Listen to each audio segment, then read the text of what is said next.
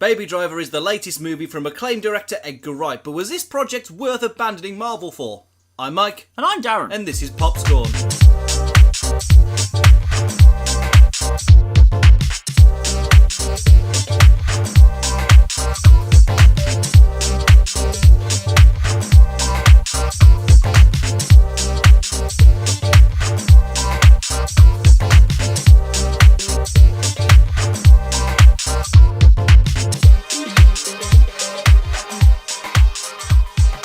Welcome to PopScorn, the Foul Entertainment Movie Podcast, and today we're talking about Baby Driver. I'm always Mike. And I'm always Darren. We're back to our old tricks. Yes, we are! After a failed attempt at trying to do a fucking gaming podcast. Christ, Jesus, right, we recorded a full 2-hour E3 podcast, but then Michael had the good sense to drop his laptop and break a screen. Yay. So that's lost to the flipping nebula, so that's great. I still have the file. Right. So I could, for all intents and purposes, put it out there.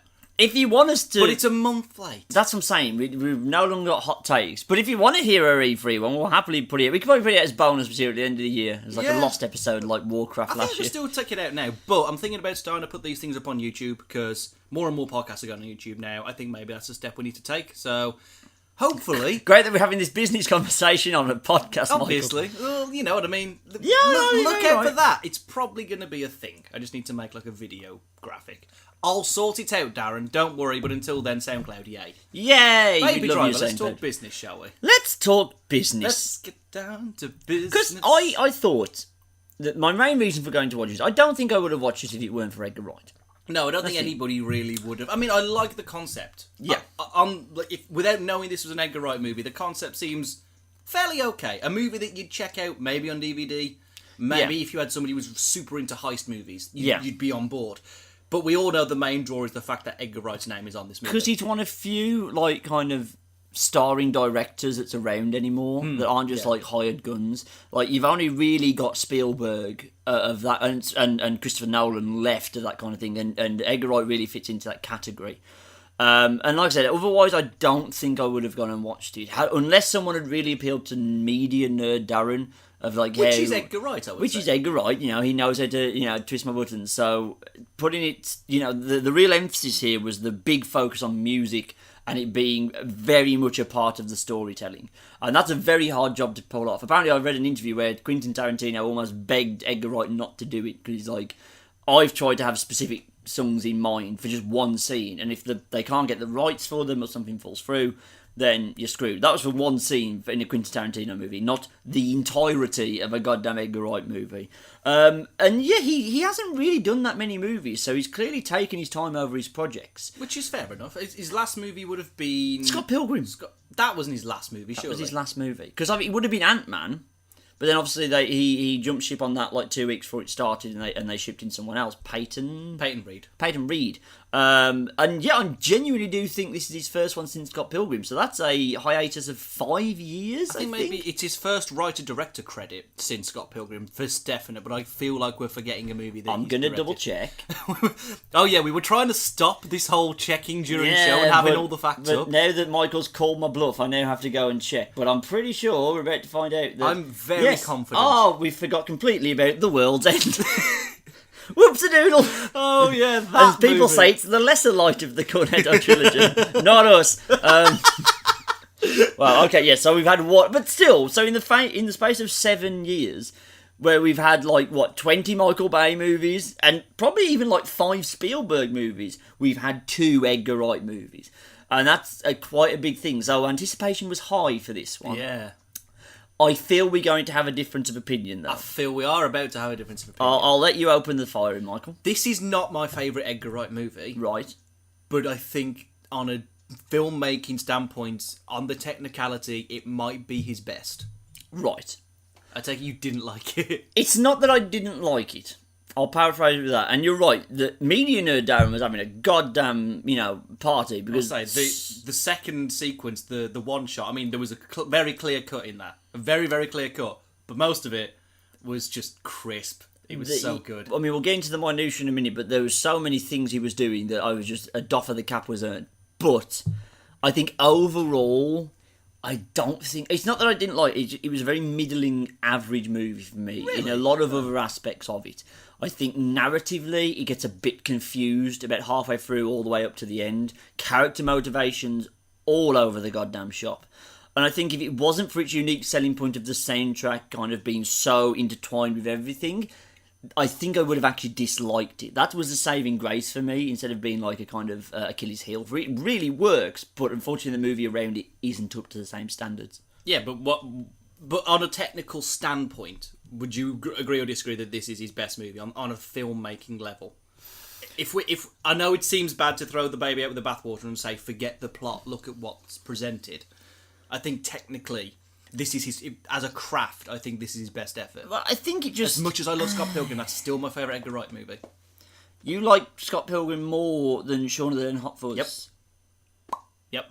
Wow. Yep. Okay. Well, pop quiz. What is your favourite Cornetto trilogy movie? Oh, it's obviously Hot Fuzz. Thank you. I'm not right? a moron. Everyone goes Shaun of the Dead, and Shaun of the Dead's a brilliant movie. But Hot Fuzz is his masterpiece. Yeah. Hot Fuzz is great.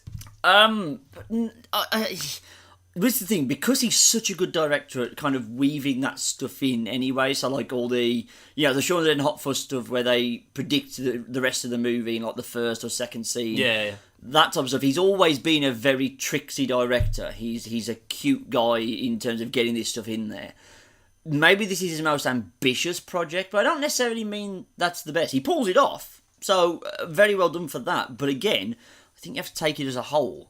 And it seems like because he had to concentrate so much on that, other things you expect from Edgar Wright movies fall short, particularly character. Because you kind of, with a lot of Edgar Wright movies, you care very deeply about the characters. And I just don't think it was the same here. No, this isn't the same level of love that... Okay, let's take it that before this movie, I do think that Hot Fuzz was his best work. Yeah. And I think you're right there, because you care deeply about Angel. Nicholas Angel, you care about Nick Frost's character, you care about basically all the police force, you care about the villains. It's that's why it's such a good movie, because they're understandable, relatable characters. Well, do you think that maybe is because that's... Edgar Wright's a British director, and that's a very British storytelling method? It's a great way of not sounding xenophobic with the point I was going to make. Maybe it's because they were British, we cared more. But no, you're right. Because this is his first... Well, no, Scott Pilgrim was pretty much an all-American. Yeah, it is all-American, and I like that. But I mean, that was a hyper-reality. Yeah. This is set in the real world. So there's still a bit of difference between those two. But, I mean, starting with Baby himself. Yeah. Played by... Ansel Elgort. Who was in... The Fault in Their Stars. Which I haven't seen. Me neither, but I was like, all the way through, I was like, I've seen you in something and I can't think what it is. He's... Right, you don't care about him. Oh, and as a main character, that was a good character. But this is my problem. Because there's so many eccentric characters around him, he has to be, the part of your bog standard Luke Skywalker bland hero. But I think he goes too far in both directions at the same time. Yeah. Bear with me. So, most of the time, he's like this stoic, boring, by the books, like Harrison Ford in real life type of bloke. Yeah. But then all of a sudden he starts singing in his car. And the two sides don't really gel together. Really? I thought it was a nice quirk. And the whole doing the remixes of people's conversations, I thought that was a cool quirk. I thought his scenes with, what's her name? Oh God, hang on. Sorry. What is her name? I'm trying to Lily James is Deborah. Yeah, Lily James is Deborah. Every single scene where they were together, the chemistry was real, and he's the smoothest motherfucker. I really like. Is that what smooth is? Is that where I was going wrong? It worked for me. It's just to be a bit mumbly and a bit odd. Maybe. Like he's got it's the 50s James Dean style charm. Oh, okay, no, that's a good comparison. I'll give you that. But my issue with it gelling was like they were going for the introverted extrovert thing. Yeah. But I think he was too far introverted for then the extrovert stuff to look right. Because the opening scene, which I think for me is the high point of the movie, and I'll explain why in a little bit, is the bank robbers run off into the bank, and then he just starts sing-along to his car. Proper mime-along to all the words, having a great time. And it's such a jarring right turn whenever that happens, that it kind of brought me out of the movie a little bit, of like, that guy wouldn't do that. And I know it's they've created this character so he can do that, but for me it was a bit too jarring most of the time. And whilst I agree he had good chemistry with everybody, particularly with Deborah, he was a weak point for me. Really? I was very impressed by him. I was very, very impressed. I really liked... I don't know why I'm thinking this, but I really would like to see him do the now troubled Han Solo movie. I'd like to see him as a young Han Solo. Good God. What has happened there, Michael? Yeah, but if it's good, it's the most real "how would you've done it again" moment, which you pointed out. Oh, today. I cannot wait for that podcast. We get to say "how would you've done it again," and it's a real thing this time. It's substantive. That's going to be a year and a half away, Michael. But it's going to be the most anticipated I've been for a podcast in my entire life. Guys, I need it. What if it's not good? Because then we don't get to say it. Oh, it's gonna be such a disappointment. Damn it! Right, it's all on you, Ron. You've got to do this for the pod, for the lols, Michael, for the lols, Ron, for the lols. Right, that on track. He being the weak point, that then you have to follow all the way through the movie. I think if the supporting characters you'd cared about them, that would have helped. But again, to a man, didn't really were investing what they were going to end up doing by the end of the movie. Lily James as Deborah. I liked her. Downton Abbey. She's very nice to look at. Yeah, are we going to Pig Corner for a second? We'll go to Pig Corner for just a second. She's very nice to look at. So is the hot bank robber as well. Yeah, I mean, she's more conventionally hot, but I think that... I meant John Hamm. Oh. I don't know who you were on about. Flea, of course. Oh, God, Flea was awful. Jesus, fuck. That took me out of the movie so much when Flea did. I was like, what's going on? Why is Flea here? Can Flea act? No, Flea can't act. Oh, God. Well, this is the state of the world now. Trump's president and Flea's an actor. What's going on? It's the end of the world as we know it. Yeah, she was in Downton Abbey. I need to point this out because She's a very quirky, kind of adorably cute. Oh God, yeah, it works. Very in the same sweet. way that Ramona Flowers works. They're very, very similar written characters. But again, her motivations are a bit odd. Sorry, we're out of Pig Corner now, are we? Oh, so yeah, we're out of Pig Corner. Yeah, back We've to left that critical thinking. Her motivations are all I've shopped. I'm going to keep coming back to that point. It's something I'll go into more in spoilers. I agree with you on some of the characters. I don't think the three big hitters for the movie for me were Ansel Elgort, Lily James, and Kevin Spacey. I think they were very much on point.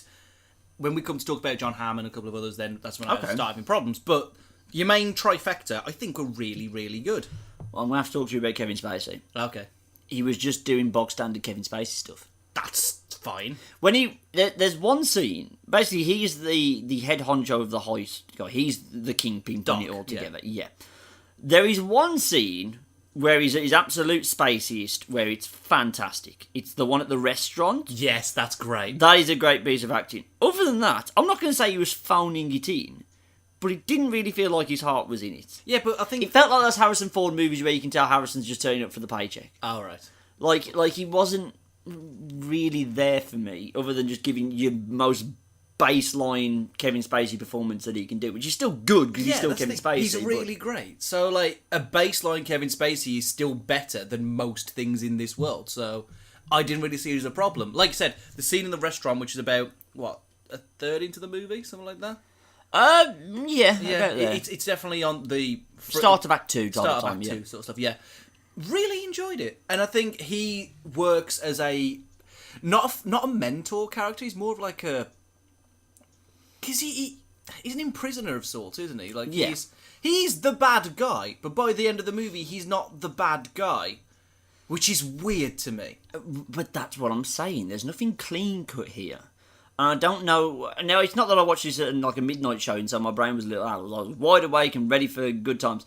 It's just because no one's clean cut, but it doesn't feel like they're complicated characters. It just feels like they're written a little bit badly, where there's no consistency there.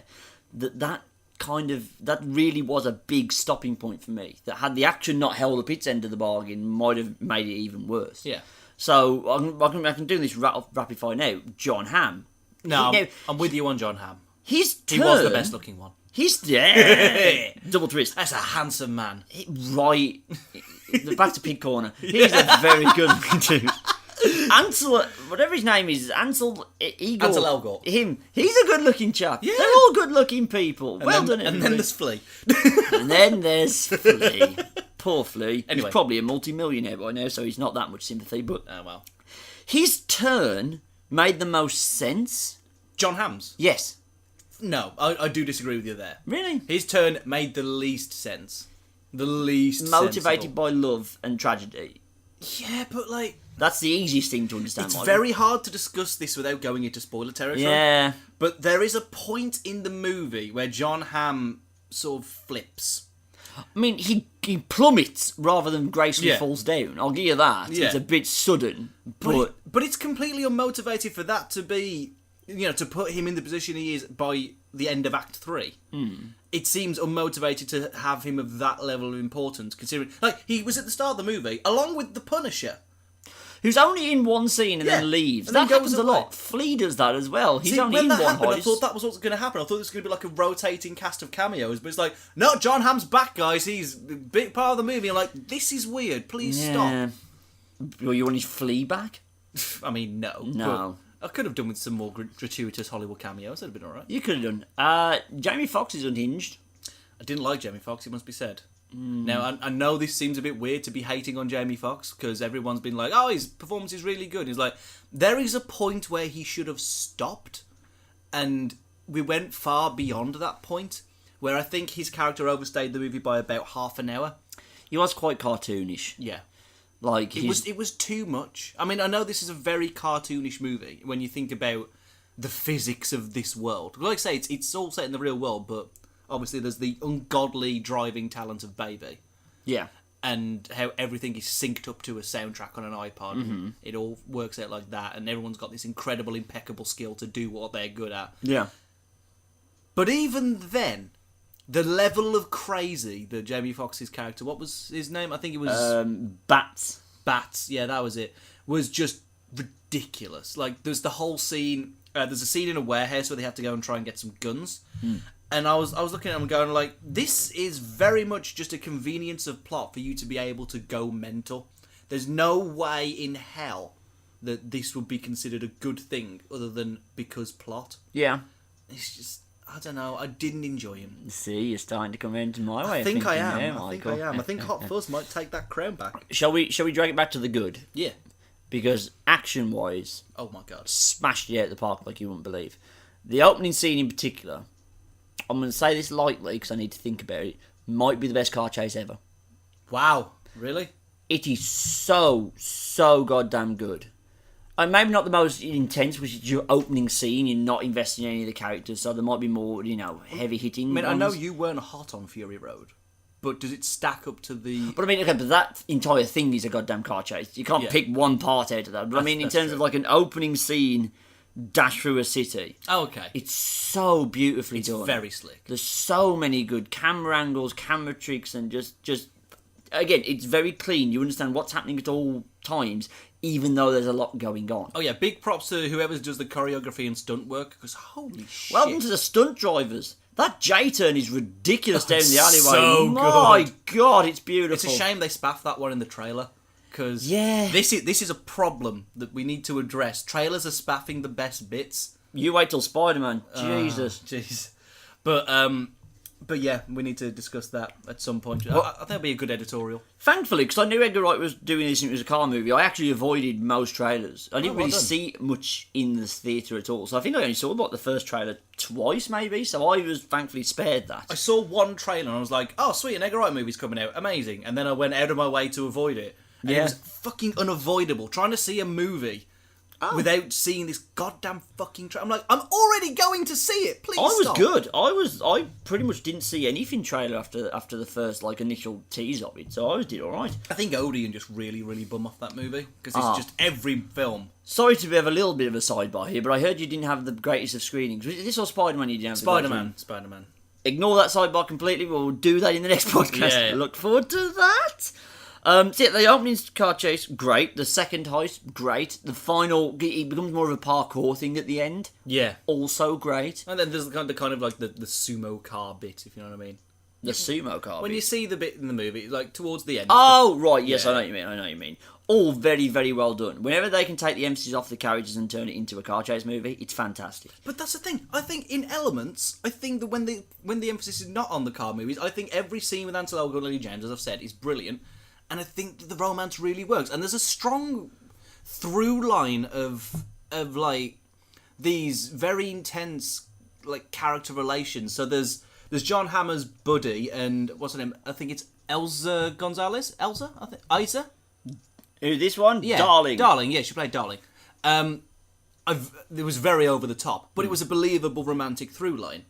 Baby and Deborah, obviously. Yeah. And then there was the one, obviously it's not romantic love, but Baby's sort of like father-son relationship with his deaf carer, I guess. Yeah. That he ends up caring for. I don't remember the name of that. Joseph, that was it. Who was he played by, sorry? C.J. Jones. C.J. Jones, thank you.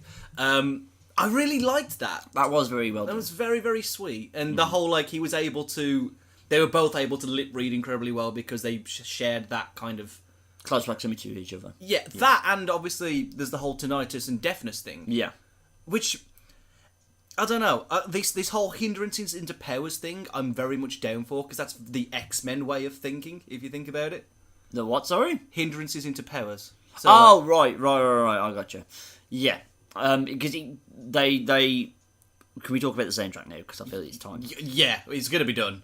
It didn't feel like that much of a plot contrivance. That he's draining out the tinnitus with the music, and it's just what he does. It's his quirk, because there's a lot of quirky characters. You accept it as going on, and I would have been okay if it was even more awkward, because it meant that all of the car chases had almost across the board perfect music set to them. Yep. The only one that stuck out for me as being a bit of a weird choice was Brighton Rock by Queen. Yeah.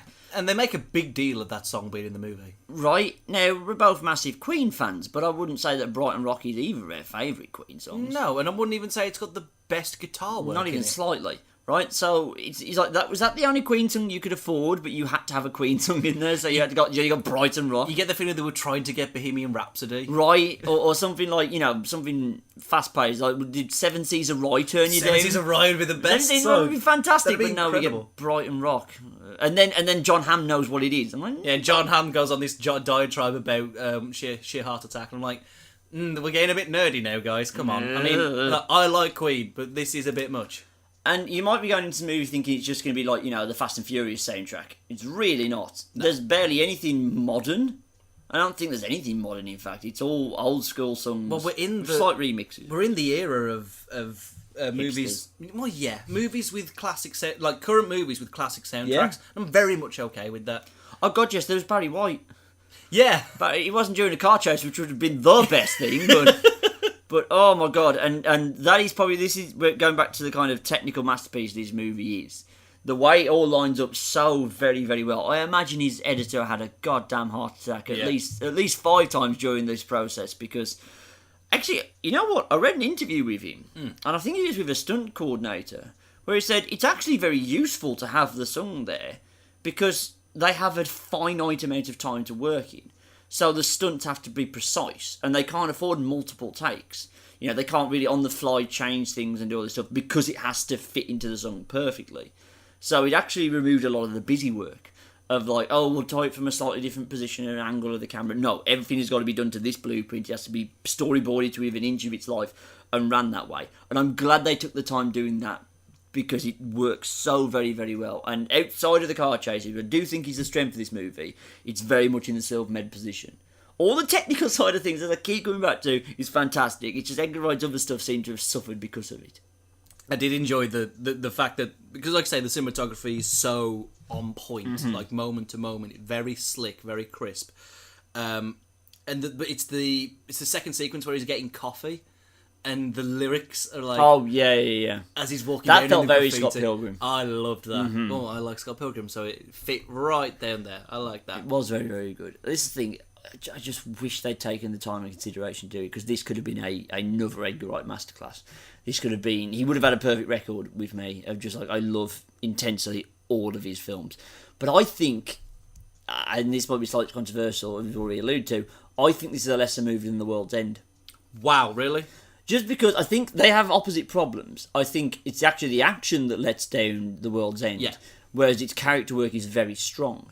I don't think it's as funny as the other two as well. The jokes are a little bit lacking in World's End compared to Hot Fuzz and Shaun of the Dead.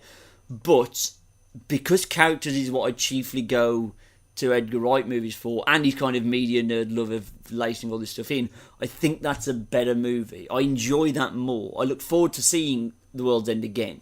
I don't necessarily think I'll ever need to watch Baby Driver again. I have the opposite opinion to you there. Okay. I think I am looking forward to watching Baby Driver again because I think there is a lot more to unpack. I think I've had time to sit and think about the movie, but sitting and thinking about a movie that's this visually and like, I don't want to say audially because that's not a word, you know what I mean, but it's so set in film. The only way you're going to unpack this, because this is not a Nolan movie where you need to contemplate lots going on. You need to literally just drink everything in from the screen, from the sound. And that's why I like it, because it is just, like you say, a technical masterpiece. Media studies classes are going to hate this goddamn movie. Yep, they're going to be seeing a lot of this shit. For the next 20 years, you're going to have to watch Baby Driver as some part of some module, but... Oh, shall we get into spoilers? Shall we? I think, well, we can give you a recommendation. I think, if you're into Edgar Wright movies, you've already gone and seen this movie. Yeah. No doubt about that. And I think if you're of the Fast and Furious persuasion, I think you'll like it too, because again, the car stuff is very, very, very good. I just think I don't know if I'm in the minority. In fact, I'm pretty sure I am, because a lot of people came out really raving about this. Twitter in particular, there was a lot of people coming out of the woodwork. And the YouTube reviewers seem to love it too. Yeah, Mark Hamill came out and said it's one of the best movies he's seen all year. Terry Crews said the same thing. A lot of people are coming out and really raving about this. I just don't know if it was me and I was expecting something else. That's what let me down. But I think it's good enough to go and give a watch to. At the end of the day, it's an Edgar Wright movie, and yes, if you know his name, you're already going. But it's almost a steal of quality. It's like Nolan, you know, outside of Inception. And I didn't mean Inception, did I? Interstellar. Yeah, outside of Interstellar. Maybe this is Edgar Wright's Interstellar, even for you anyway. Yeah. For me, this isn't. I think it's a great movie, and like I say, the technical stuff certainly does outweigh the problems with character motivation and plot. Which, now I think about it, probably does put it below Hot Fuzz, because that's just... It's the perfect high note of everything. I haven't even really gone into my problems yet, Michael. We've still got the spoiler alert to get through. Is that it? That's that. It's a recommendation from me. Let's talk spoilers. Spoiler alert! This is my thing, right? In the baby's motivations and ideals really do just change on a whim. Oh yeah, it's like that. Through this the movie. Second he meets Deborah. So it's not even Deborah that's necessarily the thing. His thing is he doesn't want to kill people.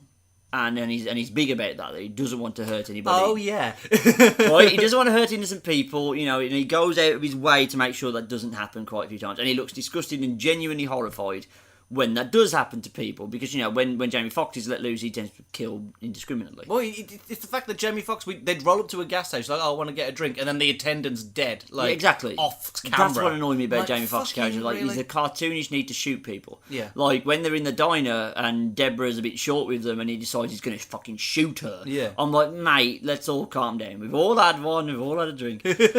So, adamantly against killing, will not do it, and then kills 2 people, and he's, you know, kind of responsible for a third person's death, all within the space of about 3 hours, I think, all told. Rams fucking Jamie Foxx into a big old pipe. I didn't see that coming. Didn't see it coming. They set it up, and now I think about it, they did set that up to happen, but it was fucking cool. cool. Both of us missed it. Yeah. And then kills John Hamm, and he's kind of responsible for Darlene's death as well. Yeah. And he doesn't seem like he's really been pushed. I know that Jamie Foxx had a gun on him, but that change from... If it was just... He had to kill Jamie Foxx, who was about to die. But then he goes so hard after John Hamm, and it really... I know circumstances change, but that was his thing. It's like when you see Batman killing people in the new one. It's like, well, your thing was that you didn't kill people, and now you're a mass murderer. So, you know... That's not great. And the same thing with his relationship with Deborah. I think it was they had good chemistry, but the whole thing was so sped up. Yeah, it was... Well... That's the thing. I think it just fit the pace of the movie, because it's over 2 hours long, but it feels very quick. Oh god, it's a non-stop movie. There is no time for breathing in this, and I think it would have actually, the character work especially, would have appreciated 1 or 2 quieter scenes where you can just take stuff in outside. The Deborah and Baby kind of get that time, but not enough of it. And the fact that she's then willing to not kill people, but aid in killing people. Yeah. For someone she's met what seems like a couple of days ago. And drive away with them forever. Yeah, thinking about that now, and the whole connection to Baby's the tragic death of his parents. Yeah. And then she works in the same diner as his mum used to Yeah. take him to. That's a bit of a weird one. Yeah. And the whole like, oh, you work at the diner that my parents didn't have to, therefore we are in love now. I'm like, It's all a bit too soon. And I think it's the whole thing. I like the idea that he fell in love with her from her voice to begin with, and he's like, I need to find out who said that. That was clever. I like that shit. I don't feel they really played up the young love aspect. If they'd done it like I that, think they did like really it's well. like it's a Bonnie and Clyde type of thing, then maybe. But Telling me the laundrette. I like the laundrette scene a lot. That was a cute scene. And they do the toe tapping and then they're walking around and dancing. I'm like, I like this. That was good. Smooth as fuck. He is smooth as fuck. In a weird twee hipster way, he's smooth as fuck. There was one shot I want to talk about just before we get into anything else. Yeah. Joe, when he's sat in the diner, Yeah. and she walks in singing Baby, Yeah. goes through those double doors, and then he's suddenly serving him. Yeah, that's that- weird. Right, okay, everyone I've talked to had the exact same opinion. They thought they were two separate people. Yeah, I thought that. Because I don't know if it's like a camera trick or whatever it is, but there's no way that woman's had time to get in there, get changed, and get ready for work and come out and serve Baby. That's just really weird. So I was like, is the other person who he was staring at going to walk through the door and see him talking to this I woman? know he was fiddling with the voice recorder. He was trying rewinding it and listening back, but yeah, For 10 seconds. Yeah, the timing on that was too quick. That woman was either the most efficient diner worker in the history of time, or she's fucking Quicksilver. So those are your only two options. And I think again that John Hamm's made sense because he saw Darling go down, and he was already a bit of an unhinged person to begin with. You know, but he liked Baby, and it's very, very quick how he goes from like, "Oh, Baby's a good kid, leave Baby alone," to "I'm going to kill him." And I think travesty and love do that to people. I know, but I think that because his character didn't like bats either. Yeah. You'd think, okay, you'd be shocked when Baby fucking rams a pole through his brain. Yep. But you'd understand it. But no, immediately, like, straight away, they're like, oh shit, open fire. Like, this is weird. This is very weird. And I felt like it got to the cartoony levels the Bats was by the end, where it basically becomes the end of Terminator. But Baby was indirectly responsible for Darling going down. Indirectly So that's what sent responsible. him. But then if you're that crazed, he's already living a bit of a crazy life and he's a bit of a drug addict. And they do go into that, the whole that she was like, what, like a sex worker? His or lap something like dancer. that? Yeah. His favourite. Basically, Bats lays out the story of you were on Wall Street, it all went wrong, and you ran away with your favourite lap dancers to do a load of coke and do some hoists. And he doesn't refute that. So, I mean, Jamie Foxx probably isn't prophetic, but there we go. That one was actually a bit more believable for me than Baby and Deborah's turns. Really? Yes. And I think it all ultimately leads to the exact same problem I have with Wolf of Wall Street. That being? That the repercussions don't really get the point across. Because, you know, my problem with Wolf of Wall Street is, and again, it's all down to the media studies training I had all these years, is that there has to be a moral to the story, right? There has to be consequences, and at the end you have to be taught a lesson. That is the point of all media, is to teach something. Comedies, maybe not so much, they're a bit looser. But this type of movie, yes. Wolf of Wall Street, yes, his wife leaves him, but he goes to jail. It's shown that he's playing tennis in jail every day, so he's fine. It's not really a terrible existence for him. He gets out and he's still successful future in life. So that didn't really teach us that all the stuff he was doing was bad, because nothing ultimately all that terrible happens to him.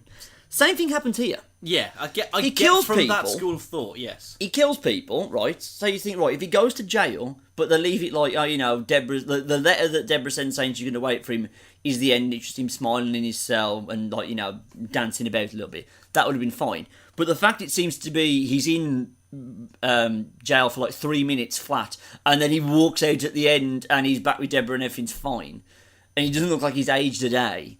I'm like, even though like 3 years was supposed to have passed. Yeah, but I mean, because they didn't really go out their way to really tell you that 3 years had passed.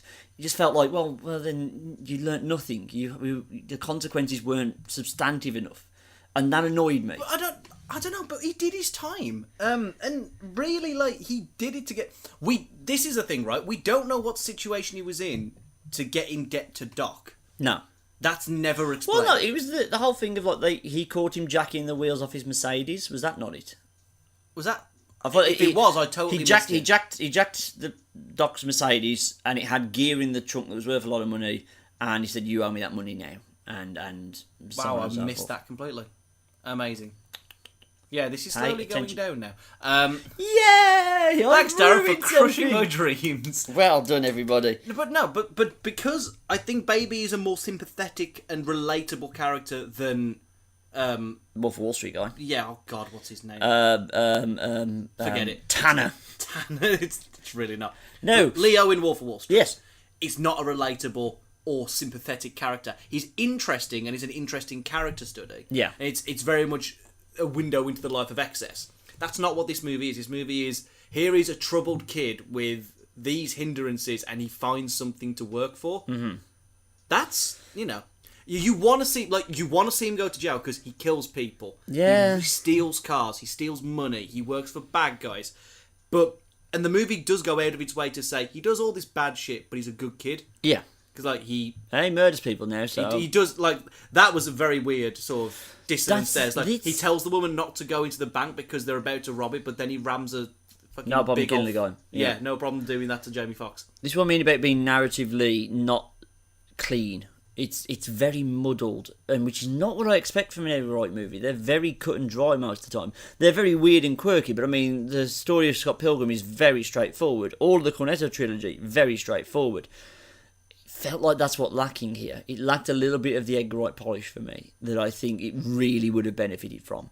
I know it took a lot to get this movie done, and that's, again, probably what split his loyalties a little bit, that he couldn't focus on characters as much because he had to do this big, grand experiment of working the soundtrack in so intrinsically into all the action pieces. And then Marvel. And then Marvel kick him in the dick. That's probably not helpful. But, I don't know. This is the thing. It's not, again, the key thing I have to point out is I don't feel the need to go and watch this again. And I don't even think I'd be all that excited in a sequel. No, because there is talks already, isn't there? Which is a bit weird. Yeah. I don't see where you could go with it. The story is done. Plus, he's never done a sequel. He hasn't, no. No.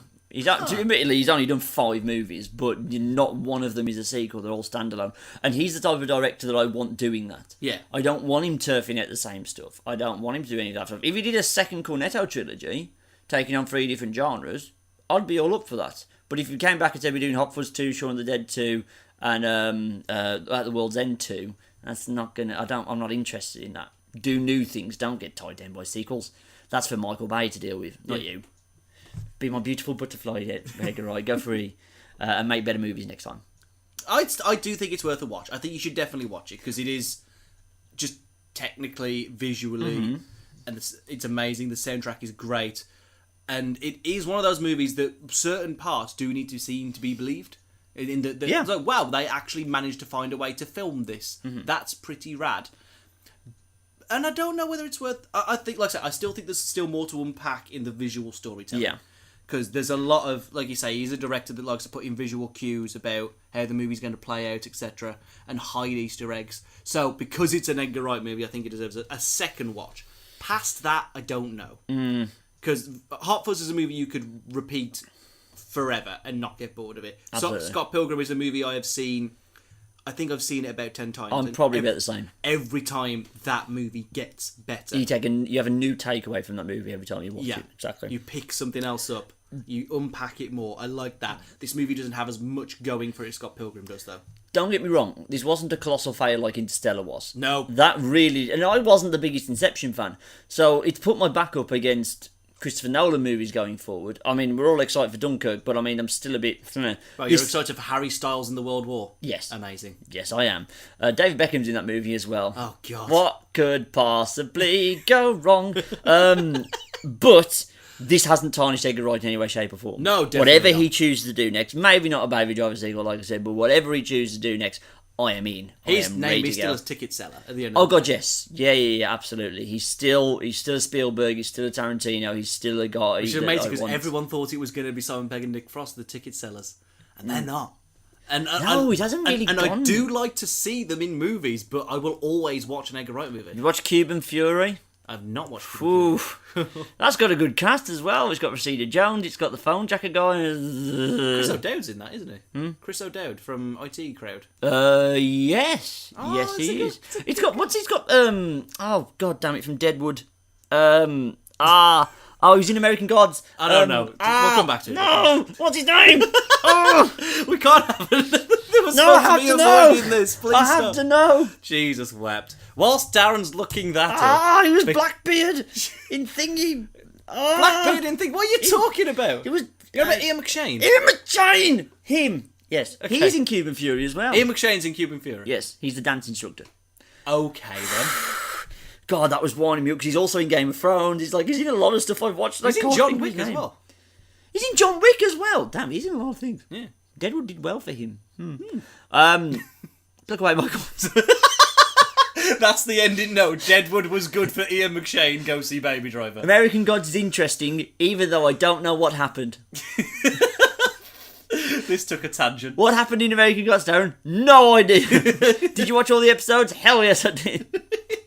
You're like, I didn't really follow that, man, but I enjoyed the constant shade that you kept my attention. I like the cut of his jib. Have you watched American Gods? I'm going to get around to it. Oh, God. Look forward to that. Yeah, my dad doesn't understand a single thing. Not that's going a on. goddamn thing. They throw so many things at you. And it only makes sense in the last 2 minutes of the final episode. You finally clock a little bit of what's going on. You're like, oh! But it's such a fun, pretty car wreck to watch that you kind of can't turn it away. Wonderful. So, you can go and follow me on Twitter at ThatMarkOwen, or you can go and follow the site on your social media of choice using the username FoulEnt. That's FOULENT. And of course, go to foulentertainment.com for more. August, I swear to God, 30 days of stuff. We put it off for 3 months. We've been busy people. It's coming. I'm writing stuff now. Darren? You can find me on Twitter at The Guttridge. You can also find me on Instagram at DazzaTheG. That's basically it now. We've got Spider-Man coming up as our next podcast. We're going to record that next, so I look forward to that. We've got Planet of the Apes coming next week, Yay. so we've got a lot of stuff Dunkirk's coming. on the way. Dunkirk's on the way. Atomic Blonde is the next movie I'm really excited for as well. Really looking forward to that. Can't say I've seen anything of it. You told me about it. I know. I've got to go watch the trailers, but still. So yeah, we're sorry for the hiatus. It was Michael's laptop's fault, not mine. Yeah. But we're back. We're back, and we're excited. And I can't think of a good sentence to finish on, so we're just gonna say bye.